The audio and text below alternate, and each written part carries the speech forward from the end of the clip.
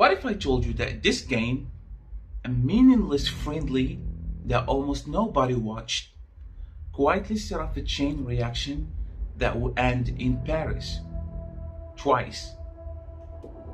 No, seriously, stick with me. Because what happened in that stadium in September 2022 didn't just cost Morocco a coach. It accidentally handed PSG the blueprint of the two greatest Champions League runs in their history. And do you want to know the crazy part? Nobody saw it coming. Not the Moroccan Federation, not Luis Enrique, and definitely not Mbappe. This is the butterfly effect that changed football forever. In September 2022, Morocco are in a warm-up friendly against the United States. Low stakes, pre-World Cup prep, the kind of game that doesn't even trend on Twitter. But the scoreline 3-0 to the States. And if you know anything about football federations, you know the scoreline like that before a World Cup have consequences. Now, to be fair, Morocco under Halilhodžić had been inconsistent for a while. Results were patchy, but more dangerous than the result was the atmosphere inside the team. Players weren't happy, and we're not talking about any player. We're talking about Hakim Ziyech, one of Morocco's most gifted footballers. He's been frozen out, pushed aside, made to feel unwanted in his own national team. Nusayr Mazraoui, same story. Halilhodžić had a vision, the players had different one.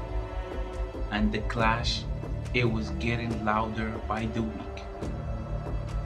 The 3-0 loss to America was the final straw. The Moroccan Federation looked at the result, looked at the dressing room, looked at the World Cup that will be happening in 2 months, and made a decision that sounded insane at that time. They fired their head coach 60 days before the World Cup. The internet lost its mind. Pundits called it chaos, called it a panic, called it reckless. They had no idea that they just pulled the trigger on one of the greatest stories in World Cup history. The man who walked through that door wasn't a household name in Europe. Walid Regragui, club coach, Wydad Casablanca, CAF Champions League winner, a man who understood Moroccan football not from the tactics board in Europe, but from living it. And from day one, he did two things that changed everything. First, he started making phone calls. Hakim Ziyech, who had retired from international football out of frustration, picked up the phone. Regragui didn't beg, he explained his vision. He told Ziyech he was wanted again, he was needed, and that this team was going to be different. Ziyech came back, and also Mazraoui, and just like that, Regragui had reunited a squad that had been fractured for months in a matter of weeks. Second, he installed the system. Now, here's where it gets tactically beautiful.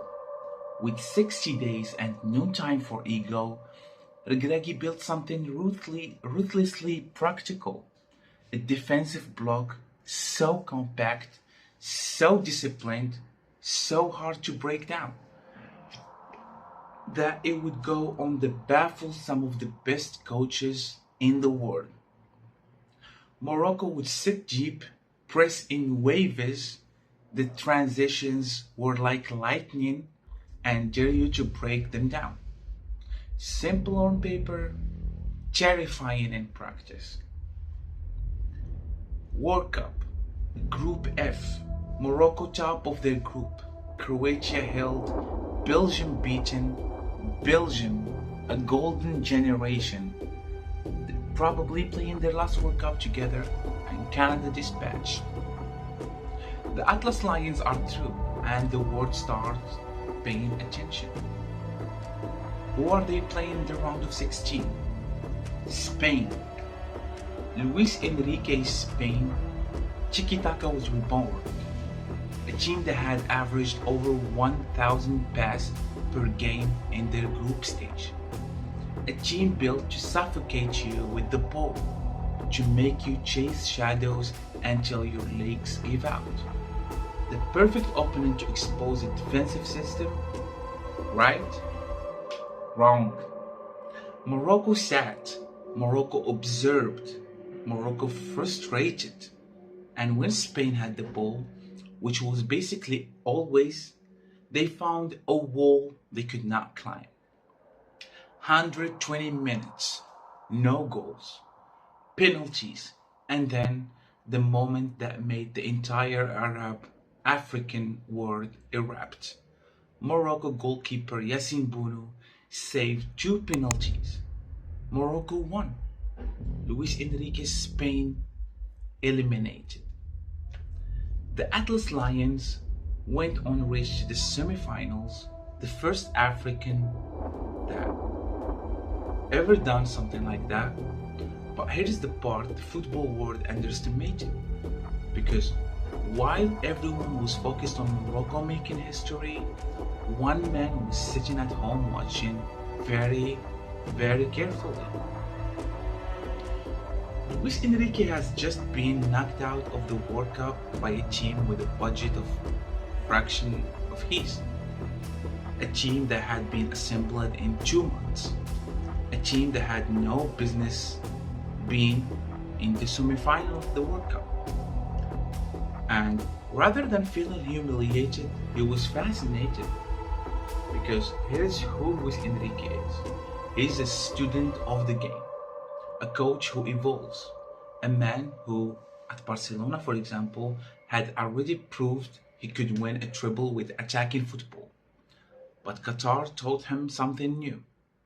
Defensive cohesion doesn't limit your attack. It unlocks it. When Enrique joined PSG the following summer, he walked into a dressing room with problem almost too famous to describe. Mbappe. A team that had reached the Champions League final in 2020 and then nothing. Years of underperformance, years of individual brilliance that somehow never added up to collective glory. The old approach at PSG was clear. Get the ball to Mbappe, let Mbappe be Mbappe. Hope everyone else figure it out. Enrique looked at that and threw it in the bin. He'd seen what Morocco did with no stars and a plan. Now, he had stars and a plan. That was a completely different equation. What Enrique brought to Paris wasn't just a new system, it was a new culture. Suddenly, PSG pressed as unit. They defended from the front, Mbappe included. No one was exempt from attacking back. No one was above the collective. The Morocco model adapted, elevated, weaponized with the kind of talent Regragui could only dream of. And yes, there were bumps. There were reports that Mbappe wasn't happy, that the superstar treatment was gone, that he was being asked to be footballer first and a brand second. Of course, he wasn't on the same page as Mbappe, and he didn't see him part of his plan. So, after one season, Mbappe was transferred to Real Madrid, and everybody started seeing that Madrid are going to control every possible trophy available in Europe again. They did it before, just 4 years ago, and they were the champions when Mbappe got to the club. But nobody saw Enrique coming. In the group stage of the new system of Champions League, PSG struggled a little bit. They won some big games, but they didn't make it within the first 8 that qualify straight to the round of 16. They had to play playoffs. But the run that followed that was the most complete PSG had ever looked in Europe. Clean sheets in the next round, high press, clinical transitions, a team that looked like a team. And at a final whistle of their first Champions League win, there was Luis Enrique screaming into the Parisian night, a man who had been knocked out of World Cup by defensive masterclass and decided to become it. The following season, they did it again, back to back, 2 Champions League. So let's go back. September 2022, USA 3, Morocco 0. A result that embarrassed the federation, ended one coach that brought another man, a relatively unknown club coach from Casablanca, into the biggest job of his career with 60 days to prepare. In those 60 days, Walid built something that brought back Hakim Ziyech from international retirement, led Morocco to historic World Cup semi-final, eliminated Luis Enrique's Spain. Ultimately, 2 Champions League trophies later, changed European football.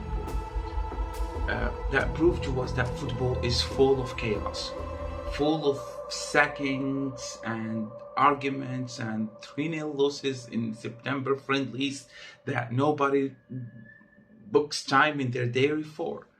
But sometimes chaos is just a destiny to disguise.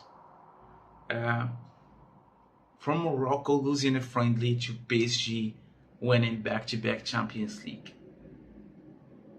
Don't forget to like and subscribe, and see you on the next one. Peace.